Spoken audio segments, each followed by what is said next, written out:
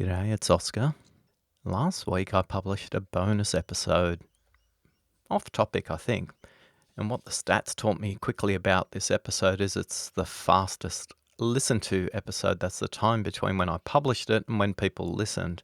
That's the shortest period of time. And part of me goes, maybe it was because it was different or people are in a position where they've got more time to listen. I don't think it matters. What it did say to me, though, was people would like to hear a little bit more. People reached out to me directly and consistently said something very similar that shocked me.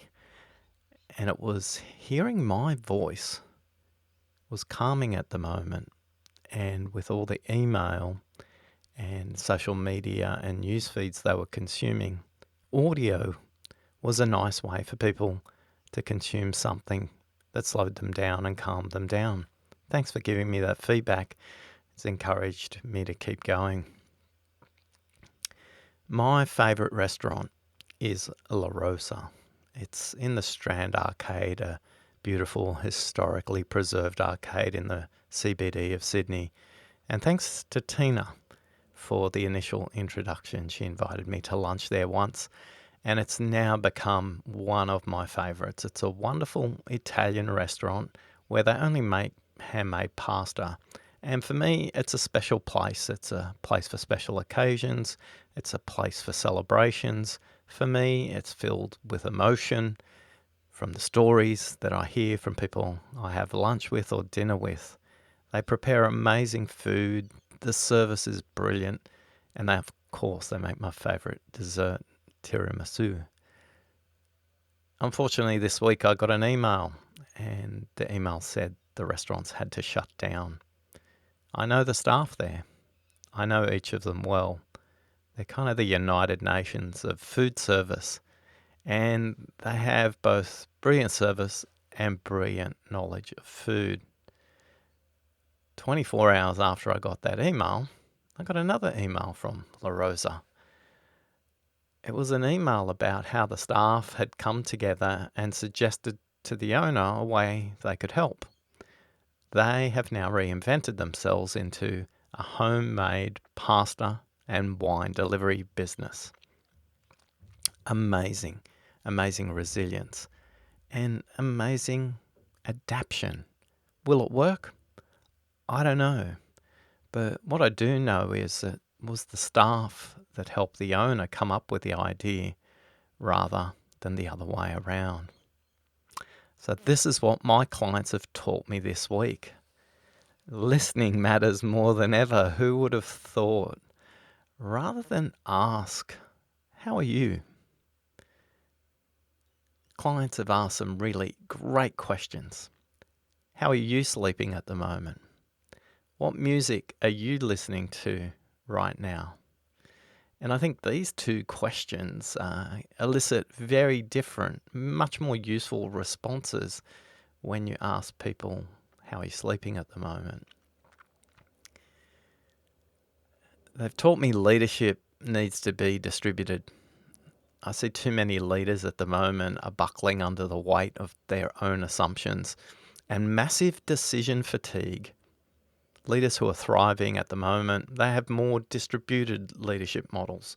What do I mean by that? They're encouraging staff to buddy up. They're either doing it formally or informally and setting up peer networks so they're engaged with each other on a daily basis to talk about the issues that they're trying to resolve. Now, in systems theory, it teaches us that when you're under attack from an asymmetric or an exponential external threat, systems and ecosystems that respond the best operate as networks rather than hierarchies.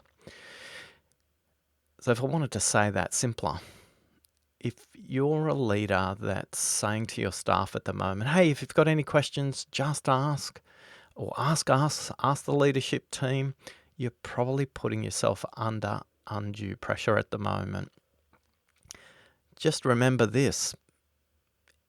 Leaders will get sick through what we're going through right now. Leaders will need to take time out. And what will your team do when they have been set up to come to you as the leader to answer the questions? You're working inside your organizations with amazingly capable adults who can solve their own issues with the right encouragement from you. And buddying up with people is a brilliant way to distribute the leadership. You're going to get many more ideas and many more solutions than just ask me, ask my manager. Those things are handy, but they're not always productive. And if you want to build a resilient system, set up some peer-to-peer discussions inside your organization. I don't have any massive academic research for this. I don't have statistically validated data on this. But right now, I'm noticing women are encouraging this much more than men who are in leadership roles in the organizations I'm working with at the moment. This brings me to the role of values. Organization values, those posters on the wall, those things occasionally mentioned when you're hired from into an organization. I think the values are critical right now when it comes to decision making. Right now, organizations' values matter more than ever. Some are choosing to completely ignore them, to shred them, to trash them, and some of them are bringing them to life in a really potent way. Organizations are either leading from fear or from values. And again, the organizations that are thriving are those that are leading from values. The organizations I'm speaking to right now are making really critical people decisions, financial resource decisions, staff safety decisions, and those that are thriving are using the values for decision making.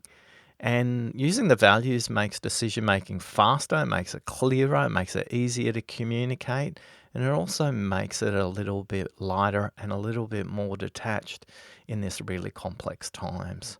So just keep in mind, if you're struggling with a decision, use your values, and your values will guide you well. Recognition, celebration. We all need to be a little human at the moment. We all need to notice that our productivity is going to decline as people struggle with multiple things, whether it's their health, their family, their friends, their future. Just acknowledge that it's going to be hard and acknowledge that for yourself. One thing I want to leave you with is some phrases I'm noticing people use. And I think when it comes to listening right now, here's a key phrase to listen to. It'll tell you where people are in their journey of processing this fundamental change around us. Are they using phrases like the world is going to change or the world is going to be very different in the future? Or are they using phrases like the world has changed, the world is different? These are very subtle linguistic differences, but they signal a way that people are expressing themselves in their moment. They're signaling and giving you clues about how they're making sense of their world right now. Now, no matter what their answer is, their answer doesn't matter whether it's the world is going to change or the world has changed. You need to meet them where they are.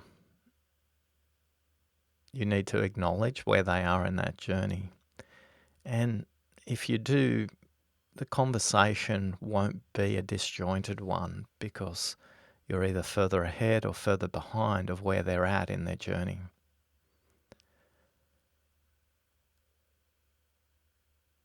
This time has taught me that communications matters much more than ever. My world is different. Thanks for listening.